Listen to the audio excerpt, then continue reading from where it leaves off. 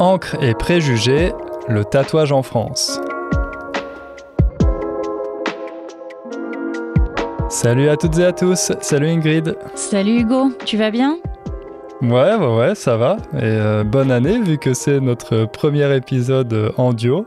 Eh oui, c'est vrai, c'est la première fois qu'on est tous les deux dans un épisode depuis ce début d'année. Donc bonne année, même si on triche un peu parce qu'on s'est quand même déjà parlé depuis. Oui, c'est vrai. Et pour cette première conversation de l'année, on a choisi un sujet qui nous est cher, ou en tout cas un sujet qui nous concerne, celui des tatouages. Oui, c'est vrai, c'est un sujet qui est très intéressant, on va dire, culturellement, mais au-delà de ça, ça nous intéresse parce que c'est personnel, parce qu'on est nous-mêmes tatoués et donc on a pu avoir des observations et des réflexions qui sont pas seulement extérieures, mais voilà, ça va pouvoir être un sujet à la fois de témoignage tout en étant un sujet d'apprentissage. Oui, alors c'est un mot assez universel, donc j'imagine que si vous ne le connaissiez pas, vous avez deviné de quoi il s'agit. Un tatouage, c'est un dessin permanent qui est réalisé sur la peau en injectant de l'encre. L'encre, ça s'écrit E-N-C-R-E, de l'encre qu'on injecte sous l'épidermie, en général en utilisant une aiguille. Et comme tu l'as dit, on est tous les deux tatoués, mais vous vous demandez peut-être si on est représentatif des Français, parce que c'est vrai que quand on pense aux Français, on les imagine plutôt avec un style assez conservateur. C'est vrai qu'on connaît les Français pour leurs grandes marques de luxe, comme Dior, Hermès, etc. Et ce sont des marques qui sont assez conservatrices, qui ne font pas d'expérimentation, qui ne sont pas très avant-gardistes, on pourrait dire, en matière de mode. Alors évidemment, tous les Français ne s'habillent pas en Dior et en Hermès, ça se saurait. Mais voilà, vous vous demandez peut-être si la mode du tatouage est aussi arrivée en France. Oui, parce que c'est vrai que c'est une mode qui a longtemps été réservée aux marginaux. On peut voir un peu ça comme quelque chose de rebelle. Et aujourd'hui, dans le monde, on en voit un peu sur tout le monde. Mais alors, est-ce que c'est le cas aussi en France ? On va s'intéresser à ça plus particulièrement dans cet épisode. On y va ? C'est parti ? Allez, c'est parti.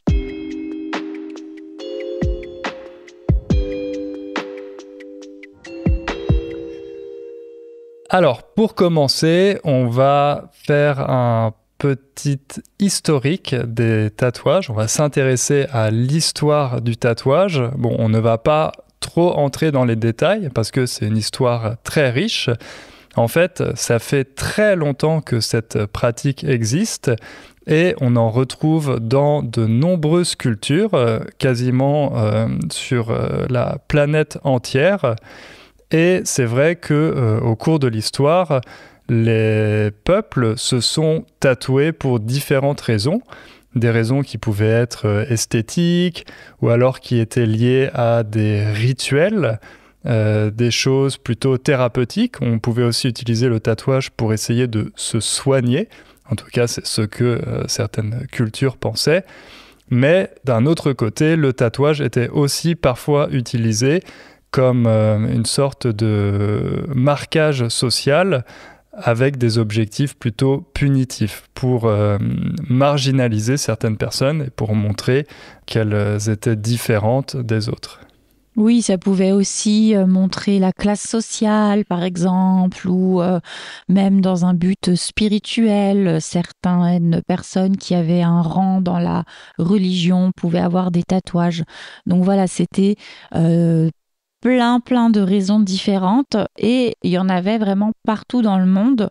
On va pas faire toute la liste, mais si on s'intéresse à l'archéologie, à ceux qui vont chercher par exemple les momies, vous savez, c'est ces corps qui sont très anciens et qui ont été conservés et qui permettent de nous raconter des choses sur l'histoire du monde, eh bien on a trouvé des momies tatouées partout dans le monde, que ce soit en Amérique du Sud, au Mexique, en Chine, mais aussi en Afrique et même beaucoup en Europe, en Eurasie, notamment du côté de la France. Donc voilà, c'est quelque chose qui existait absolument partout et qui était pratiqué de manière très différente, mais voilà, qui existait.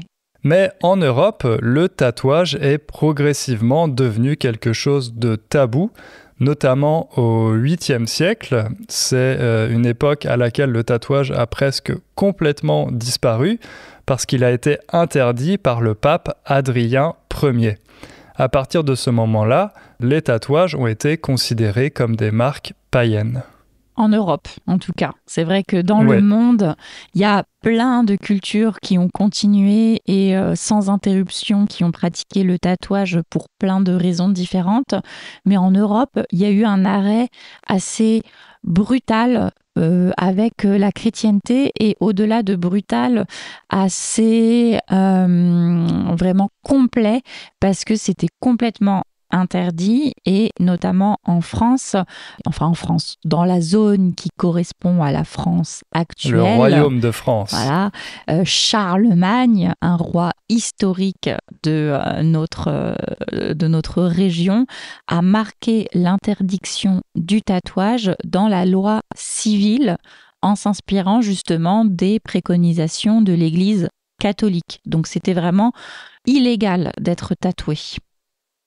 Oui, et donc les formes de tatouage qui sont restées au Moyen-Âge, c'était les tatouages utilisés pour punir ou pour marquer les personnes exclues de la société. Et pour ça, on utilisait ce qu'on appelait une flétrissure, du verbe flétrir, qui était un marquage au fer rouge. Donc on chauffait un fer et on l'appliquait sur la peau d'une personne pour le marquer. Et ça, c'est une pratique, je ne sais pas si ça se fait toujours, mais ça a continué de se faire très longtemps aussi pour les animaux, pour marquer les animaux. Donc voilà, ça montre, comme d'habitude, le peu de considération qu'on a pour ces créatures.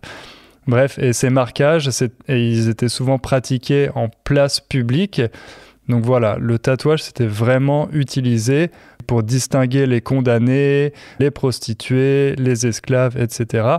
Bref, les personnes qui étaient considérées comme en marge de la société. Donc voilà, le tatouage a été pendant longtemps quelque chose d'interdit ou d'utilisé comme une violente punition pour les damnés de la société, jusqu'au XVIIIe siècle où un groupe de personnes a redécouvert cet art. Ce sont les marins. Les marins au XVIIIe siècle, et en particulier ceux de l'expédition britannique de James Cook, ont commencé à explorer la zone du Pacifique Sud, c'est-à-dire plus particulièrement la Polynésie, donc les îles Marquises, Tahiti. Et là-bas, le tatouage est un art traditionnel qui est très marquant, qui est très visible. Et donc, ces marins, ils sont arrivés là-bas et ils ont été assez fascinés et ils ont commencé à leur tour à pouvoir à utiliser cette technique. Oui, et d'ailleurs, le mot actuel tatouage vient d'un mot tahitien. Alors, s'il y a des Tahitiens qui nous écoutent, je vous prie de m'excuser pour mon accent, j'ai aucune idée de comment ça se prononce, mais je vais le prononcer. Voilà, tatao, je pense. Je pense. Non, T-A-T-A-U, un mot qui signifie marquer, dessiner ou frapper, et qui est dérivé de l'expression ta atoas. Et la racine de ce mot, ça signifie dessin, et à toi, ça signifie esprit, Dieu. Donc il y a vraiment cet aspect spirituel qui est inscrit dans le mot même et qui témoigne de l'importance culturelle et spirituelle de cette pratique pour les Polynésiens. Donc ce sont les marins qui ont commencé à arborer des tatouages et c'est vrai que les marins, mine de rien, ils étaient quand même un peu marginalisés dans la société. C'était pas les hommes les plus respectés, en tout cas les plus considérés comme étant moralement supérieurs, etc., etc. Pendant un temps, donc le tatouage est revenu dans la société, mais c'était soit les marins, soit aussi les anciens bagnards, donc ceux qui avaient dû faire des travaux forcés, les criminels, puisque dans certaines prisons, les criminels utilisaient, par exemple dans les prisons russes, le tatouage comme un mode de communication. Et puis après, il me semble qu'il y a eu aussi les soldats pendant la guerre mondiale qui ont pu utiliser le tatouage comme un signe d'appartenance et de solidarité. Donc voilà, il y a eu pendant à peu près 2 siècles, 18e, 19e, des hommes, que des hommes, qui ont repris un petit peu, avec plusieurs inspirations, cet art, cette manière de se marquer le corps pour différentes raisons. Oui, mais comme tu l'as dit, c'est resté quelque chose d'assez marginal, en tout cas jusqu'à la seconde moitié du XXe siècle où tout a commencé à changer.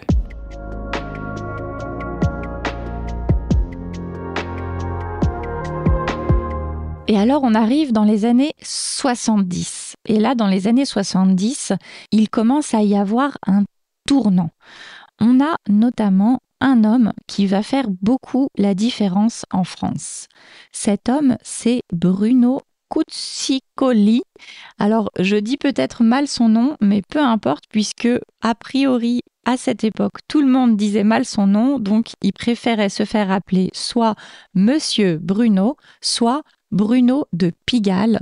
Et Bruno de Pigalle, c'était un artiste tatoueur qui en fait était le premier tatoueur légal de France. Au début, il a commencé à tatouer, comme c'était le cas souvent, dans des coins un peu mal fréquentés, par exemple des hôtels de passe, donc c'est-à-dire des lieux de prostitution, ou des cabarets, des lieux de spectacle un peu, comment dire, olé olé. Voilà. Et puis petit à petit, il a commencé à se professionnaliser. C'est le premier tatoueur qui a commencé à utiliser du matériel stérile, qui a commencé à créer son laboratoire de tatouage où on pouvait aller avec toute la sécurité d'avoir un espace hygiénique. Et donc, il a pu, comme ça, petit à petit, se faire reconnaître et déclarer son activité de manière légale. Et il reste encore jusqu'à aujourd'hui, dans la communauté des tatoueurs, une personne très respectée, puisqu'il a réussi à démocratiser. Et c'est vrai qu'il y a des vidéos d'archives dans lesquelles on voit des tas de personnes aller le voir, et c'est des personnes assez variées finalement. Et c'est assez intéressant de voir comment cet homme, qui a l'air très respectable, très propre sur lui, a démocratisé cet art qui pourtant, à l'époque, était encore quelque chose de vu comme marginal. Ouais, d'ailleurs, lui-même n'avait aucun tatouage et il explique qu'il n'en a tout simplement jamais ressenti le besoin. Donc voilà, il a passé une bonne partie de sa vie à tatouer les autres, mais lui ne s'est jamais tatoué. Donc ça, c'était l'histoire de Bruno de Pigalle. Et oui, si vous ne le savez pas, Pigalle, c'est un quartier qui se trouve dans le nord de Paris et qui a longtemps été un quartier assez olé olé, comme je l'ai dit. Donc olé olé, c'est une expression qu'on utilise pour dire que quelque chose a un caractère un peu sexuel. Donc c'est vrai que Pigalle, c'était le quartier des cabarets, des sex shops, de la prostitution. Et aujourd'hui, c'est devenu un quartier très touristique. Donc il y a encore beaucoup de sex shops à Pigalle et quelques cabarets. Mais voilà, c'est plus le Pigalle des années 60-70. Vous pouvez aller vous y promener sans aucun risque.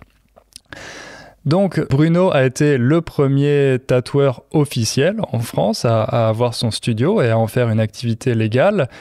Et à cette même époque, donc dans les années 70 et 80, le tatouage a commencé aussi à arriver à travers différentes sous-cultures ou ce qu'on appelait aussi des tribus urbaines. Autrement dit, des groupes qui partageaient une culture commune, comme par exemple les hippies, les punks, les bikers, etc. Donc pour ces groupes-là, le tatouage était un moyen de revendiquer son appartenance à telle ou telle sous-culture, et chacun avait ses codes graphiques, et se faire tatouer, ça permettait aussi de rentrer dans un groupe. Et ça permettait de rentrer dans un groupe souvent masculin, il faut quand même le dire. Il n'y a pas eu une évolution très importante au début en termes de genre. Ça restait une marque assez virile, donc qui montrait une certaine masculinité assez forte, qui montrait qu'on était un vrai bonhomme. Voilà, il y avait un peu ce truc des rockers. Et même dans la vidéo de Bruno, il le dit qu'il y a peut-être plus de 90% de ses clients qui sont des hommes.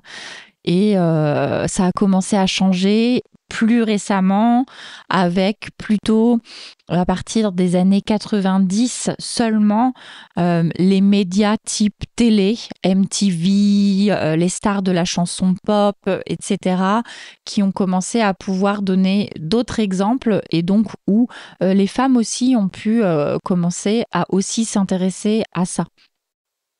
Oui, parce que c'est vrai que dans les années 70-80, c'était plutôt des groupes, donc comme je l'ai dit, des sous-cultures qui étaient en général contre l'ordre établi, des groupes plutôt rebelles et qui voulaient faire la promotion d'un mode de vie ou de valeurs alternatives, alors que dans les années 90, c'est devenu quelque chose de plus mainstream à travers, comme tu l'as dit, les artistes de pop, les célébrités, certains sportifs aussi.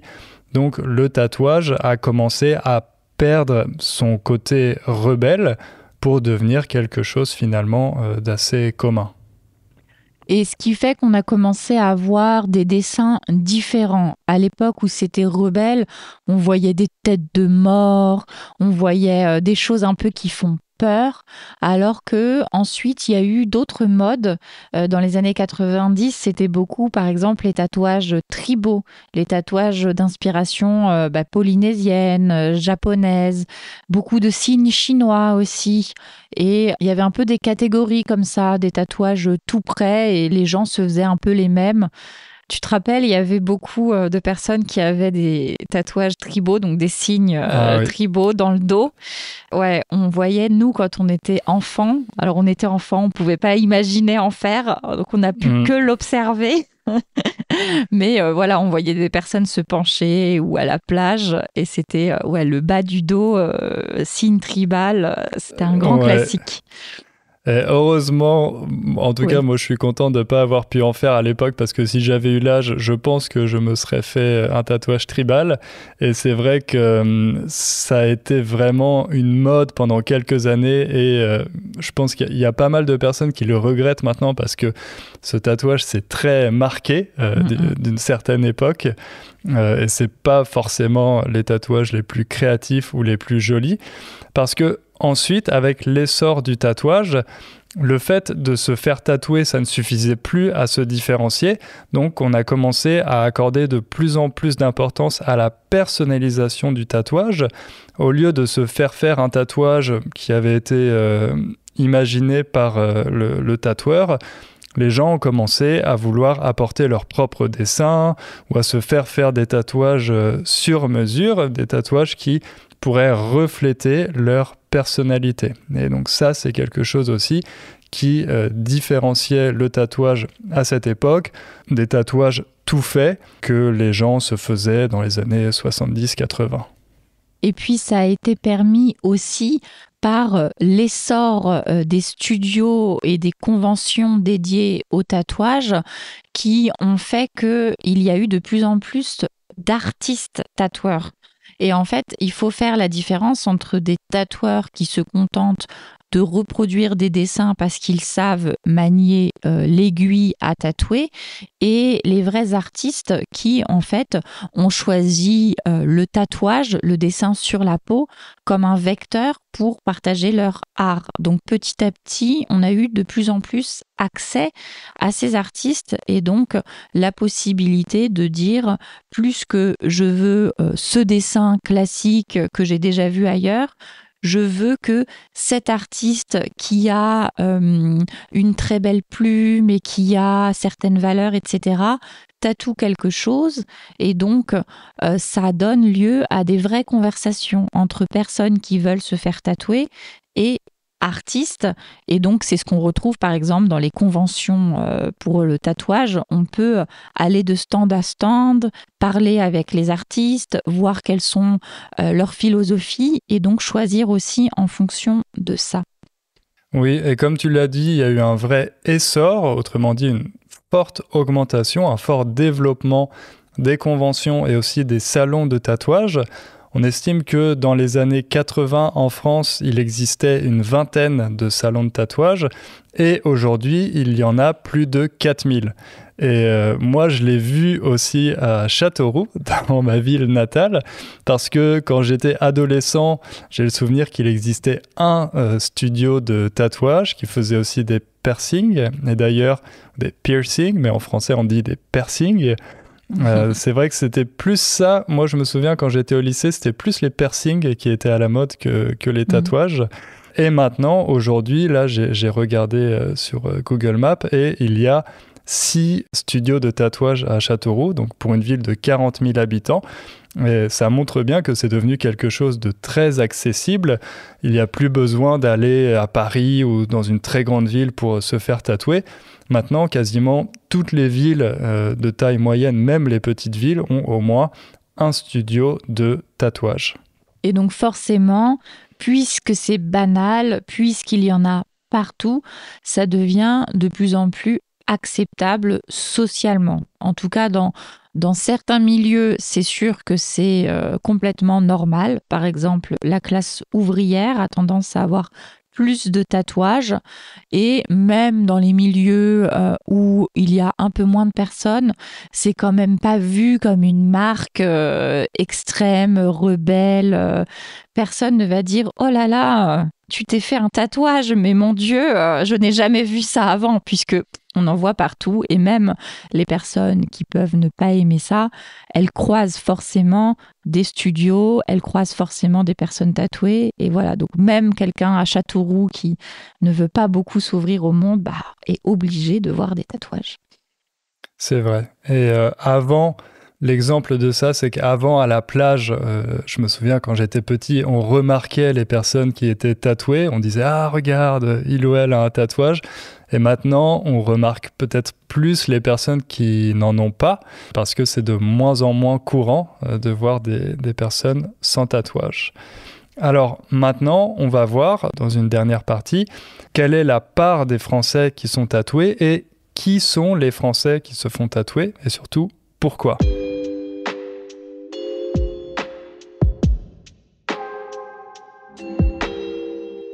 Qui sont les Français tatoués aujourd'hui ? Comme on le disait en introduction, c'est vrai que les Français ont plutôt la réputation d'être assez conservateurs en matière de style, mais comme on va le voir, ils ont vraiment adopté la mode du tatouage.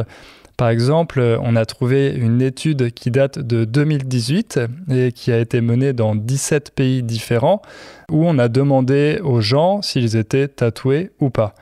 Et dans ce classement, en France, on estime qu'il y a 36% de personnes qui sont tatouées. Alors, on va voir ensuite qu'en réalité, c'est un peu moins, mais c'est par exemple au même niveau que des pays comme l'Allemagne ou le Brésil. Bon, le premier pays dans ce classement, c'est l'Italie, avec 48%. Et en deuxième, on a la Suède, 47%, et les États-Unis, 46%. Donc, il n'y a pas un écart énorme et on voit qu'il y a quand même une part assez significative de Français qui sont tatoués. Mais toi, Ingrid, je pense que tu as trouvé une étude un peu plus précise que ça. Oui, moi j'ai trouvé une étude donc de 2024 et c'est les chiffres de l'IFOP. Donc l'IFOP, on en parle souvent ici, c'est quand même un centre d'études qui est très sérieux et qui recense beaucoup de choses sur la population française. Et donc selon ces chiffres, il y a un Français sur 4 à peu près qui a un tatouage, donc c'est 22%. Et chez les 25-34 ans, qui est la catégorie la plus tatouée, c'est 42%. Après, voilà les chiffres, la différence peut s'expliquer parce que peut-être que dans l'étude que tu as trouvée, c'est des internautes, donc il n'y a peut-être pas des personnes très vieilles qui ont répondu. Donc c'est quand même intéressant d'avoir la comparaison entre pays. Et ce qu'on peut dire en France, et par rapport à l'étude de l'IFOP, le plus intéressant, c'est surtout l'évolution entre 2010 et 2024, puisque par exemple pour notre catégorie d'âge, la 25-34 ans, on est passé en 14 ans de 20% à 42% de personnes tatouées. Donc ça a doublé, même plus que doublé. Donc la conclusion, c'est que il y en a de plus en plus, que effectivement, plus on va regarder une catégorie d'âge qui est à la fois jeune, mais quand même assez vieille pour avoir eu un peu d'expérience de vie, plus on va avoir de personnes tatouées et dans le temps, ça risque pas de baisser. A priori, c'est une tendance, de toute façon, quand les générations vont vieillir, qui va faire que un jour, assez rapidement, on va arriver à 50% des Français qui sont tatoués. C'est vrai. Et l'étude dit aussi que la moitié des personnes tatouées ont fait leur premier tatouage avant 25 ans. Donc c'est vrai que c'était un phénomène qui touchait surtout les jeunes au départ, mais ces jeunes ont vieilli, ce qui explique que maintenant, même chez les personnes qui ont la trentaine ou la quarantaine, il y a une proportion de plus en plus importante de personnes qui sont tatouées. Et toi, du coup, ton premier tatouage, tu l'as fait à quel âge ? Eh ben, je pense que c'était c'était mon anniversaire quasi de 27 ans, peut-être. Donc, je suis pas dans la statistique du tatouage avant 25 ans. J'ai attendu. J'ai peut-être voulu en faire avant, mais j'ai attendu d'avoir une vraie réflexion et puis aussi d'avoir les moyens de faire un tatouage de qualité, puisque j'en ai plusieurs, mais chacun de mes tatouages, j'ai choisi un tatoueur avec beaucoup d'attention et j'ai quand même mis un certain budget. Après, je les ai faits à l'étranger, donc c'était moins cher qu'en France. Mais du coup, ouais, j'ai pas pris le premier truc, un peu le tout petit dessin de mauvaise qualité. Donc voilà, c'est pour ça que j'ai attendu. Et toi, t'avais quel âge ? Moi, j'avais 26 ou 27 ans, donc à peu près comme toi. Et je pense qu'on va reparler un peu plus tard des raisons pour lesquelles on s'est fait tatouer. Mais voilà, donc moi je fais partie de la moitié des Français qui ont fait leur premier tatouage après 25 ans. Ce qui est intéressant aussi au niveau de l'évolution du public, du profil des tatoués, c'est qu'il y a eu une véritable féminisation du tatouage. Donc, comme tu l'as dit, jusque dans les années 80-90, le tatouage, c'était principalement un truc de mec. Et ensuite, la tendance s'est totalement inversée. Et aujourd'hui, statistiquement, il y a une majorité de femmes qui se font tatouer. Il y a plus de femmes qui se font tatouer que d'hommes. Oui, donc c'est plutôt des femmes et aussi une autre statistique qu'on a, c'est que c'est plutôt des personnes qui votent pour les extrêmes, donc qui votent soit très à droite, extrême droite, soit très à gauche.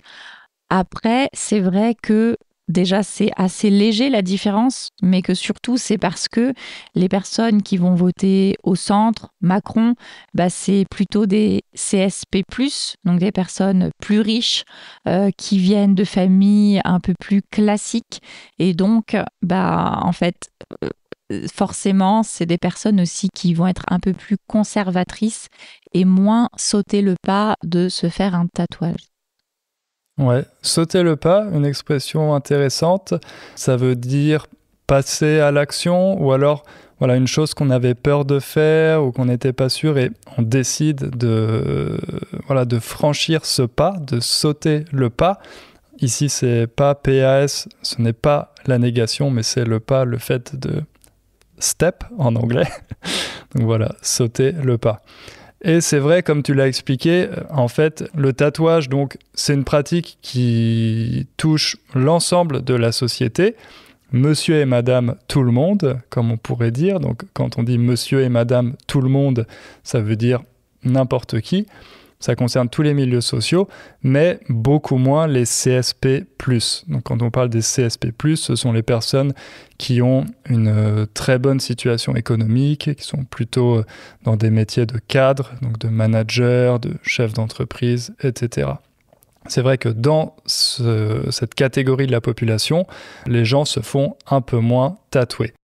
Par exemple, si on compare avec les ouvriers, donc les ouvriers, les personnes qui font un travail manuel dans les usines, etc., il y a 37% de tatoués, plus d'un tiers des ouvriers sont tatoués, alors que pour les cadres, c'est la moitié, on est plutôt autour de 16%. Et c'est à peu près la même différence quand on compare les niveaux de revenus ou alors les niveaux d'études. Plus les personnes gagnent d'argent, moins elles se font tatouer, et plus elles sont diplômées, moins elles se font tatouer aussi. Et il peut y avoir plusieurs explications à ça. Déjà, on sait qu'il y a beaucoup d'influence sur les réseaux sociaux, l'influence de la télé-réalité, l'influence des footballeurs. Voilà, on a beaucoup de modèles qui incitent à faire des tatouages qui sont plutôt des modèles, des références des catégories sociales inférieures, alors que peut-être les modèles des CSP+, n'arborent pas ces tatouages. Après aussi, il y a beaucoup plus de contrôle et de normes, par exemple, liées au travail ou liées à la famille dans les catégories sociales supérieures. Par exemple, ma grande sœur, elle est cadre supérieur, elle a beaucoup de fréquentations qui sont plutôt pareil, cadre supérieur, etc. Et je sais que elle a déjà parlé de faire des tatouages, elle a déjà eu des idées de tatouages. Quand elle voit les miens, elle est plutôt positive par rapport à ça. Mais de là à sauter le pas, voilà, pour réutiliser cette expression, je pense que ça lui arrivera jamais parce que c'est comme quelque chose vu comme beaucoup trop disruptif et qui pourrait être jugé. Et je pense que quand on est dans un milieu où il y a beaucoup de jugement, faire quelque chose de définitif et qui peut être associé à une catégorie sociale inférieure, c'est quand même... il faut beaucoup avoir de courage pour le faire. Oui, parce que c'est vrai que justement avec cette banalisation du tatouage, notamment dans les milieux populaires, de plus en plus souvent, on entend que le tatouage, c'est un truc de beauf, beauf, B-E-A-U-F. J'avais fait une vidéo pour vous expliquer ce concept. Donc voilà, les beaufs, c'est un mot péjoratif pour désigner la culture des personnes des milieux populaires qui seraient contraires au bon goût. Donc voilà, on entend souvent dans les catégories supérieures que le tatouage, c'est encore une fois une marque sociale finalement, une marque de marginalisation, ce qui explique pourquoi on ne trouve pas la même proportion de tatoués en fonction des différents milieux sociaux. Mais alors pourquoi on se fait tatouer ? À part pour copier les footballeurs, c'est pas la seule raison et heureusement.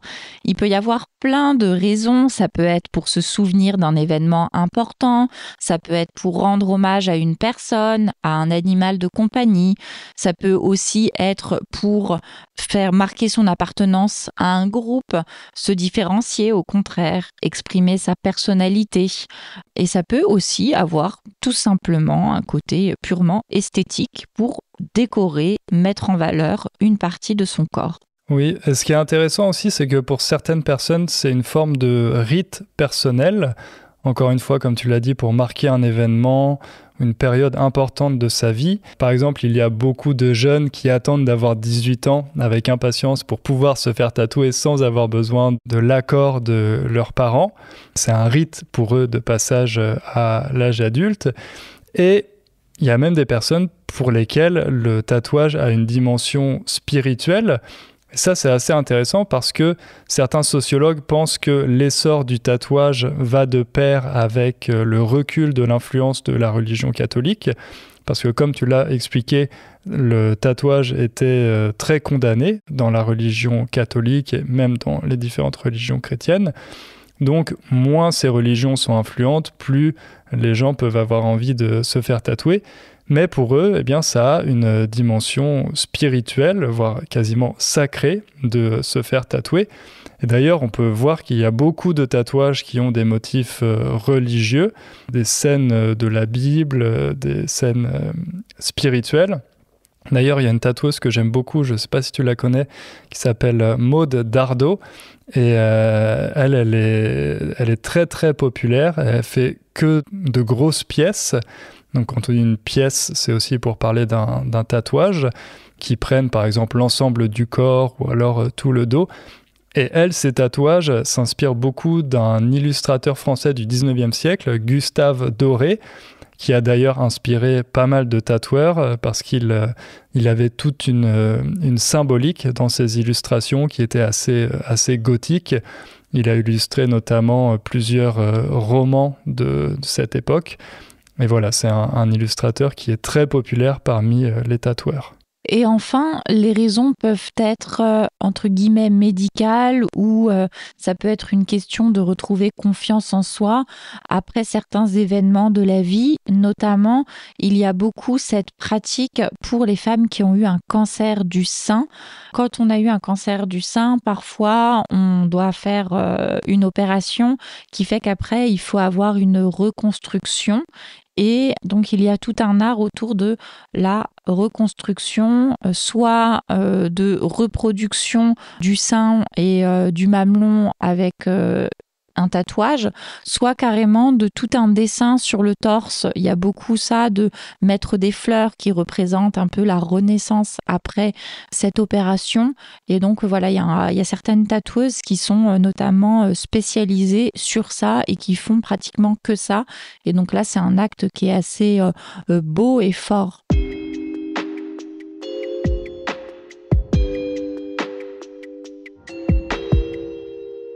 Bon, et pour terminer, on va peut-être parler un peu de nos tatouages à nous. Alors, toi, pourquoi tu as décidé de faire ton premier tatouage ? Qu'est-ce que ça a représenté pour toi ?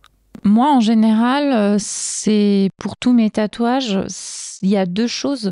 Il y a le côté esthétique, parce que c'est bête, mais moi, je porte pas de bijoux. Je peux pas porter de bijoux parce que j'ai des sensibilités sensorielles et que ça me gêne. Je vais avoir tendance à les enlever, à les perdre, etc. Et je trouvais que du coup, l'idée d'un tatouage, c'était quelque chose qui allait être joli, choisi par moi et qui allait pas me gêner, qui allait rester là tout le temps, que j'allais pas pouvoir perdre. Et donc voilà, j'avais cette idée-là.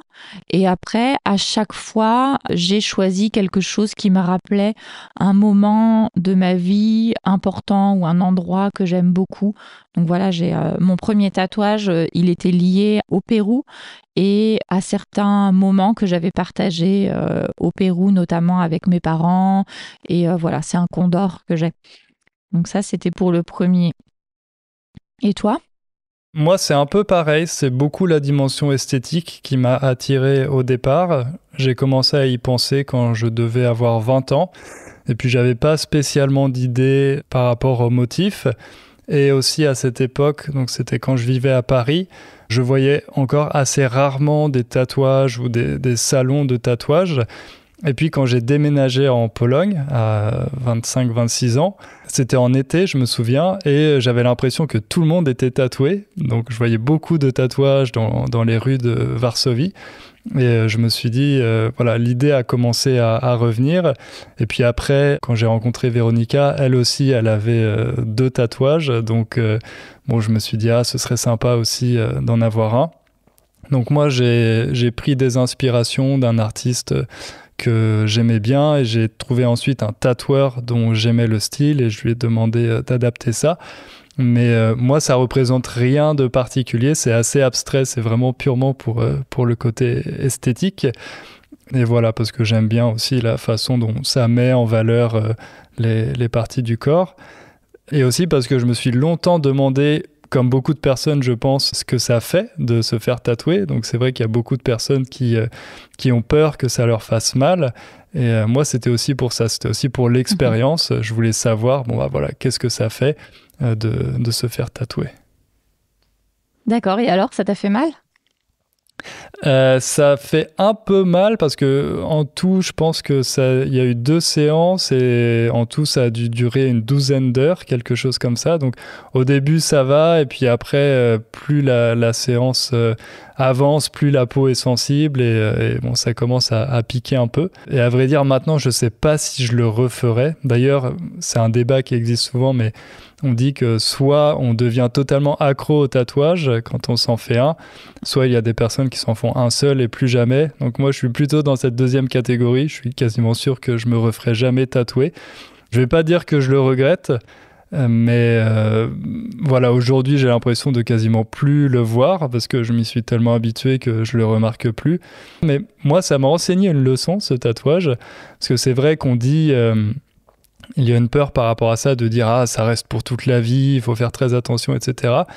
Et moi, je me dis, bon, même si ce tatouage me plaît pas autant qu'au début, que quand je l'ai fait, eh ben, c'est pas grave en fait. Voilà, la vie, c'est une série d'expériences, des échecs et des réussites. Et finalement, eh ben, c'est pas la fin du monde si on se fait un tatouage qu'on n'aime pas particulièrement. Il faut arrêter aussi de tout prendre au sérieux. Et moi, c'est une forme de leçon aussi, ce tatouage. Et toi, tu t'es pas arrêté au premier. Il me semble que, comme tu l'as dit, tu en as plusieurs, justement. J'en ai 6 et beaucoup à venir. Donc tu as encore une liste de tatouages à venir. Ouais. Et plus ça avance, moins je réfléchis. Maintenant, je sais que je vais en faire d'autres. J'aime bien. Effectivement, moi, je comprends pas trop ce truc du regret parce qu'il y a beaucoup de choses dans la vie qui sont définitives. Et finalement, on fait un choix. Et c'est pas grave, c'est juste un dessin sur le corps. Alors peut-être qu'il y a ce côté sacralisation du corps, mais on a tellement d'injonctions à aimer ou ne pas aimer des parties de notre corps qu'au final, un tatouage, c'est juste un dessin qu'on a choisi nous-mêmes et donc qui va rester. Et si après on l'aime plus, c'est pas grave, c'est juste une partie de nous. Et moi, c'est vrai que j'aime bien la sensation, j'aime tous mes tatouages. Quand je les vois, je suis contente, ça me rappelle des bons souvenirs et des choses importantes de ma vie à cause ou grâce du symbole qu'il y a derrière.